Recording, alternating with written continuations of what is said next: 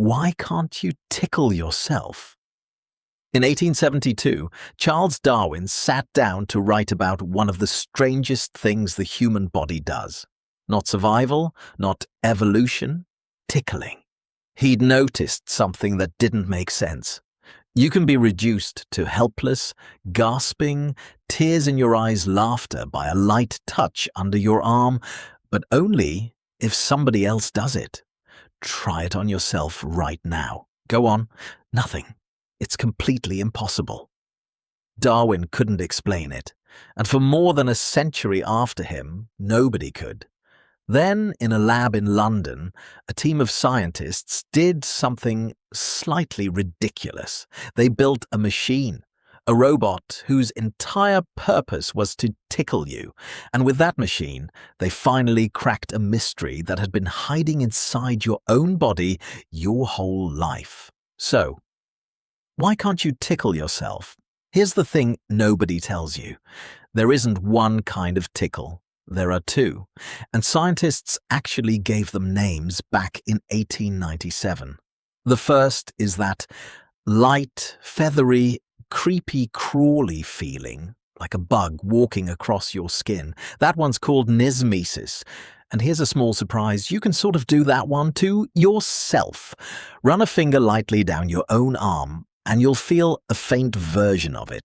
It's the second kind that's impossible, the deep, squirming, can't breathe, laugh until it hurts tickle. That one has a name too, gugalisis.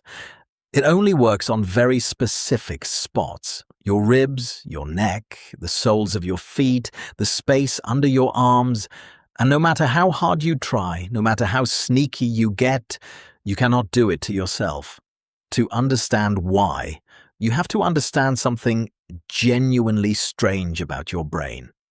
Your brain is not really reacting to the world. It's predicting it. Every single time you move, every time you lift a finger, your brain does something incredible that you never notice.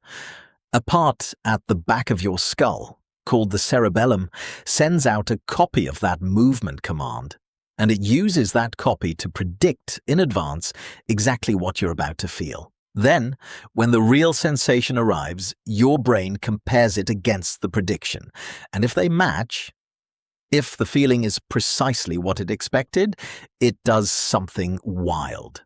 It turns the volume down. It basically shrugs and says, "Relax, that was just us, nothing to see here." Scientists call this sensory attenuation, and it is running constantly under everything you do. It's the reason you don't feel your clothes touching your skin all day long. It's the reason your own voice sounds thin and weird when you hear it on a recording, because inside your head, your brain had been quietly muting it. And it's the reason that when you reach over to tickle your own ribs, your brain sees the whole thing coming from a mile away, cancels the sensation before it even lands, and gives you nothing. You cannot surprise yourself, and a tickle you can predict isn't a tickle at all. Which raises a very obvious question. What if you could cheat? What if you could tickle yourself without your brain knowing that it was you? That is exactly what those London scientists set out to test around the year 2000. They built a device, a little robotic arm with a soft piece of foam on the end. You would move a lever with one hand, and the robot would drag that foam across the palm of your other hand. Your movement, your tickle, just routed through a machine first. At first, with no delay at all. It felt like nothing. Exactly like tickling yourself normally. Your brain still predicted it perfectly and muted it, but then they started messing with it. They added a tiny delay between your movement and the robot's touch. A fraction of a second, then they tilted the direction. So the foam moved at an angle your brain wasn't expecting, and the tickle came back. The bigger the delay, all the way up to about a fifth of a second, the more ticklish it got. Same hand, same movement, same person doing it to themselves. The only thing that had changed was that the brain's prediction was now slightly deliciously wrong. And the instant that prediction broke, the sensation came flooding back in. That was the answer. You can't tickle yourself because of your prediction, not because of your fingers. Your brain always knows what you are about to do, and you simply cannot sneak up on yourself. But here's where it gets stranger, because if tickling is really about surprise, then tickling was never about pleasure at all. Think about it. When someone tickles you, you laugh, you smile, you look for all the world like you're having the best time of your life. But ask anyone in the middle of a tickle attack whether they're enjoying it, and half of them are screaming at you to stop. Researchers have found that the laughter you make while being tickled isn't the same as the laughter you make when something is genuinely funny. It's closer to a reflex, something you can't switch off. You're not laughing because it feels good. You're laughing because your body has been briefly hijacked by surprise. It's been used throughout history as a form of torture, precisely because the victim can't stop the reaction, even as they hate it. And the one person in the entire universe who can never trigger it in you is you, because you're the one person you can never surprise. Now, I told you, it's impossible to tickle yourself. That's almost completely true. There's one haunting exception. Some people with schizophrenia can tickle themselves. When those same scientists tested people who were experiencing a particular symptom, the feeling that their own thoughts or movements were being controlled by someone else, they discovered the prediction system was broken. Their brains had stopped tagging their own actions as their own.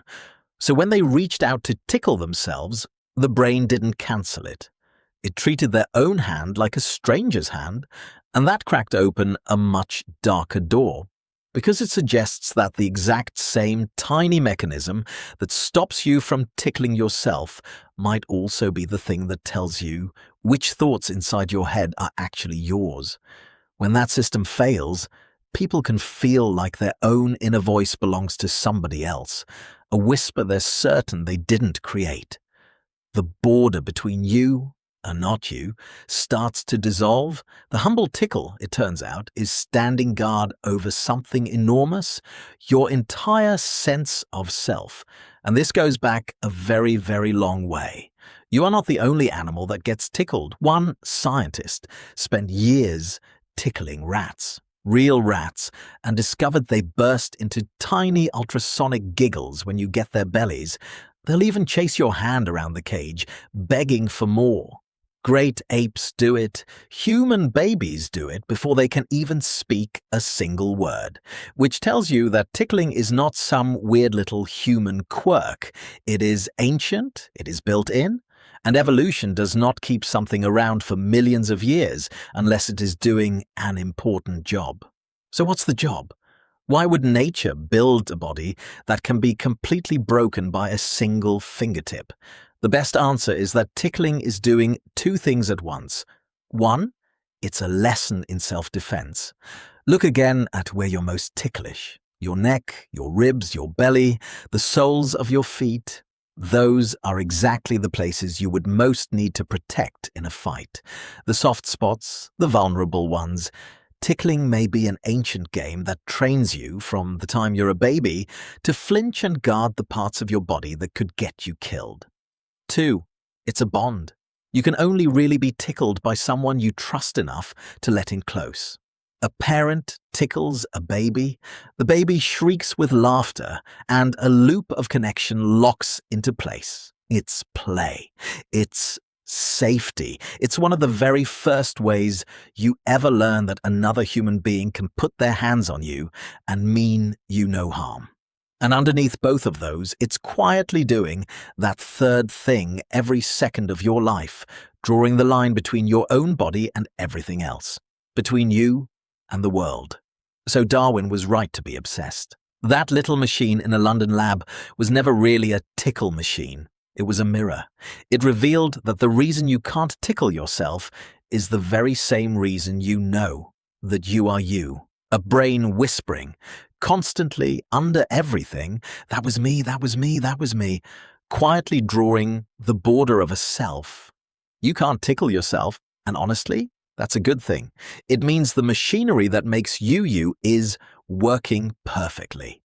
If this made you look at your own body a little differently, hit subscribe. It's the whole reason videos like this can keep happening, and drop a comment with a why question that's been living in your head. The best ones become the next video. So go on, try to tickle yourself one more time. It won't work. And now you know exactly why. Don't read this, go watch it.